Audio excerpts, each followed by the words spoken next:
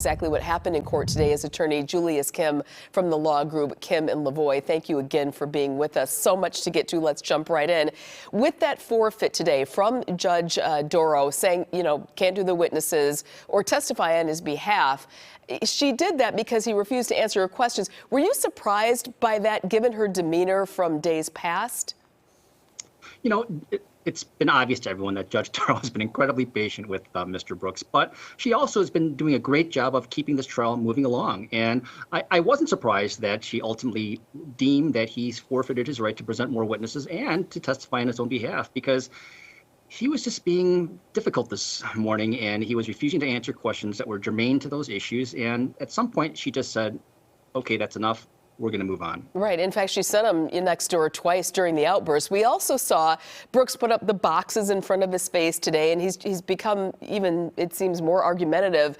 Do you think that when he's saying, hey, I don't want to be here, do you think that's part of his tactic, or is it maybe the pressure getting to him? I think it could be a little bit of both. A lot of people are saying that he's a jerk or he's just trying to manipulate the proceedings. Some people are saying that he's clearly out of his mind. But all those things could be true if you think about it. None of those things have to be mutually exclusive. The question ultimately is how much of each of those things is true. And if it's mental health that is impacting how he's acting in court, then that could have repercussions down the road on appeal, theoretically. Interesting. Okay, jury may get this tomorrow afternoon. There's a lot to get to before that, but do you think that that's possible, that they could, get that in their hands tomorrow and it could be maybe a quick wrap? I do think that there's a good chance that the jury gets it tomorrow. There's going to be a lot of jury instructions read all morning tomorrow that could spill over into the afternoon. And then the state's indicated that they're going to present maybe a 30 or 40-minute closing argument. Who knows how long Mr. Brooks' closing argument is going to be.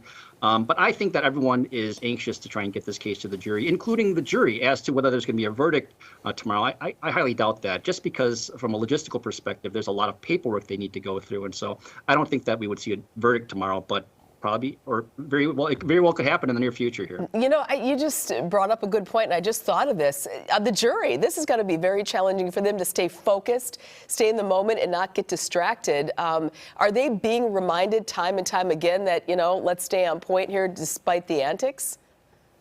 I think they are. And, I think that jurors have historically tried to do their best. They want to do the right thing.